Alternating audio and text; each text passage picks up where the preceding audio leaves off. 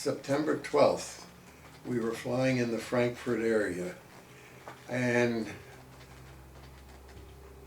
somewhere in the general area of, I guess it was Limburg, we ran into about 20 Focke-Wulf 190s and Me 109s.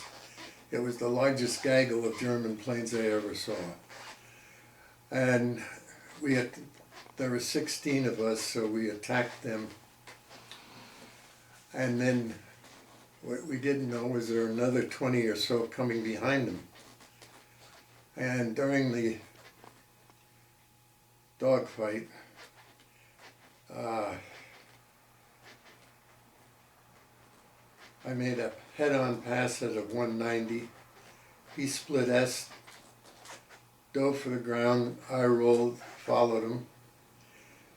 I closed to firing distance, and I got many hits on his plane, and he bailed out. When I circled to clear my tail, I saw a 190 down on the deck, and it was, I guess, trying to get away from the squabble. I rolled down, caught up, came up behind him, again got more hits, and the nose of his plane just dropped and he went into the ground. Well, I cleared my tail, so I made a circle, and I could hear over the radio that there was quite a to-do going on, and I headed in that direction, and I got up to about 15,000 feet, and a 190 came out of a little batch of clouds, and when it was going underneath me, I again rolled and went down, and I ended up on his tail, and he was very evasive. He kept side-slipping his plane, so making it difficult to get in a clean shot. As he slipped, one of them he zigged when he should have zagged, and he went into my line of fire. And I noticed some smoke coming out of his plane, and the next thing I knew, his canopy went off, and the pilot bailed out. And I was so concentrating on that, I didn't realize a 190 had come up behind me. And all of a sudden, I had 20 millimeters coming in around me, and one came right into the back of my engine. And the amazing thing was, my prop just stopped. So I had no choice. I knew I had to get out. So I bailed out, and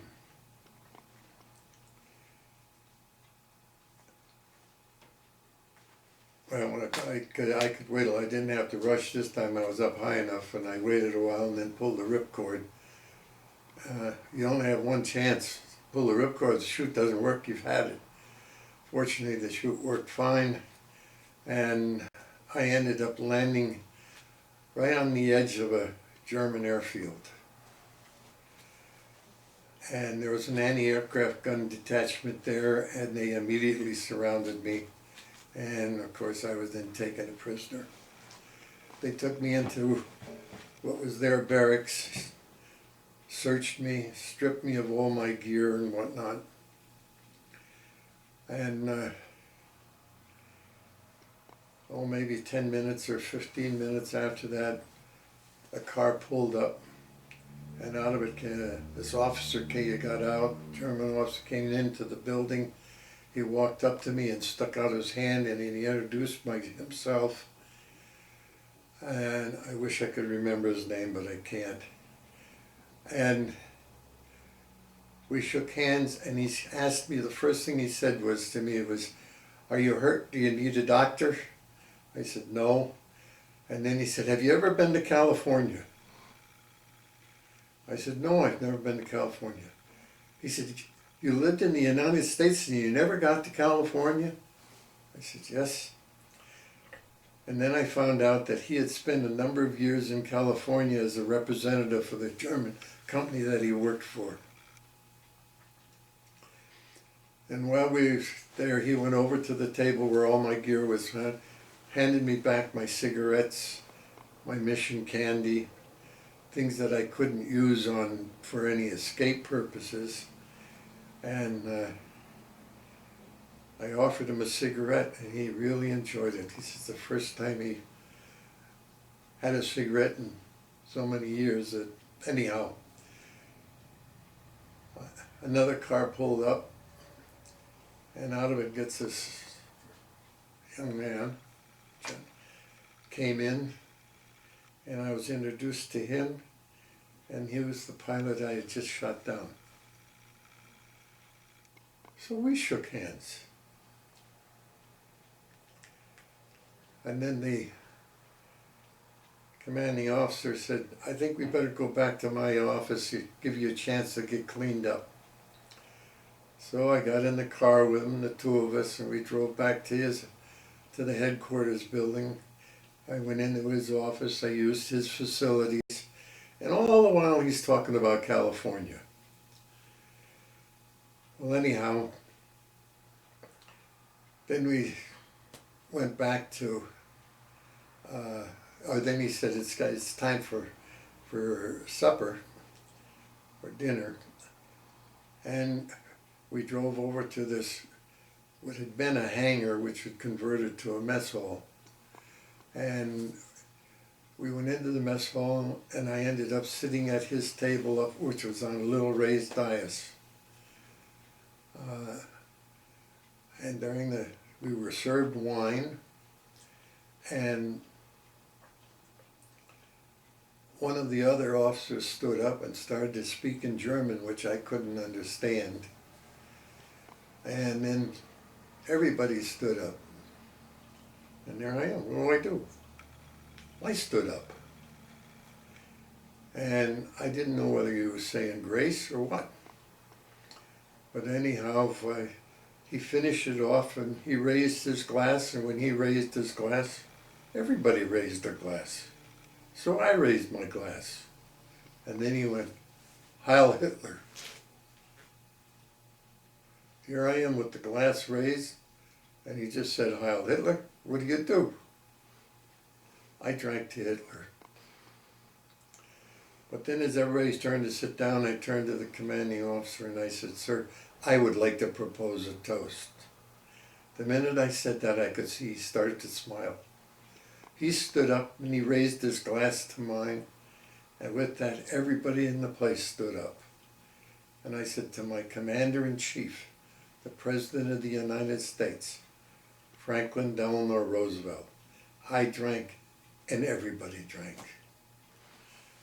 Well, that was my unusual experience of the war. And then after we had the dinner, which was some kind of sausage and a lot of rutabagas. But anyhow, we ended up where I had to leave. I got into this, well, it was kind of like a weapons carrier.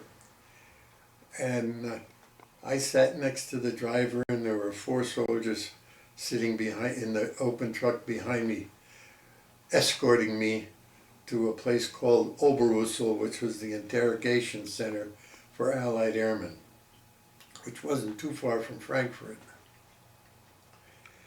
I was at Oberursel for about 10 days, and during that time I was interrogated by a man who had spent many years in White Plains, New York as a gardener. He was now in Germany, back in Germany. The war came along, and he had, because of his ability to speak English, he became the interrogator. Now the interrogation existed of going in, sitting down, and he had cigarettes. Oh, by the way, I gave the commanding officer the cigarettes I had left because I knew they were going to be taken when I got to Oberursel. But anyhow, we sat down he gave me a cigarette, and then he had some kind of ersatz bread with some kind of jam on it. So we had that. And in the meantime, he started talking. And of course, the questions were such as things that I would answer with name, rank, and serial number. Well, I said name, rank, and serial number for 3 or 4 days. And he finally said, look, let's cut this out. All I'm trying to do is identify you to make sure you're who you are. He said, let me show you something. And he opened up a loose leaf book, and on the outside it had 354th Fighter Group, 353rd Squadron. He opened up and said, you're in the 353rd. He said, let's see, Jack Miller. Oh, by the way, take a look at this picture. The picture was of Dave O'Hara's plane with his crew chief working on it, and the background was definitely England. So that picture was taken just prior to D-Day. But anyhow, then he found my name, and he says, oh yes, he says, I have your name here. You were graduated from flight school on December 4th. You went home, got married to Ruth Ritter, and he went on with, and I said to him, how did you know all this? He said, well, we didn't really know anything about you until you graduated and went home and got married, because we got every paper that was printed in the United States through Sweden, and your name came up. So anyhow, I'm still not saying anything to him much. And then the next day I went back for my session, and he says, oh, by the way, he said, there's somebody here I think you'd like to meet. Well, the door opened and in walked Bob Reynolds, one of the guys I flew with. He was shot down the same day I was, and he had been able to evade capture for a couple of days before he was finally caught and brought to Oberursel. And then the next day we shipped out to go to a place called Dulag Luft, which is a transit prisoner of war camp where we were given a bunch of gear. We had,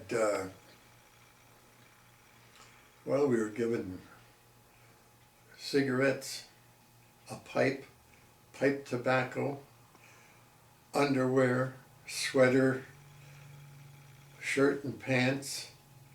My pants were from the British, they were blue. And all of the things we'd need, even including shaving equipment. This was all in a box that came or assembled by the International Red Cross. We were then put on a train, and we went to Barth, Germany. Barth was up on the Baltic, and it was the location of Stalag Luft 1, where we were interned in a permanent camp. I got there on my birthday when I was 22 years old. And I spent the rest of the war in prison camp, and we were finally liberated by the Russians and flown back to France by the 8th Air Force.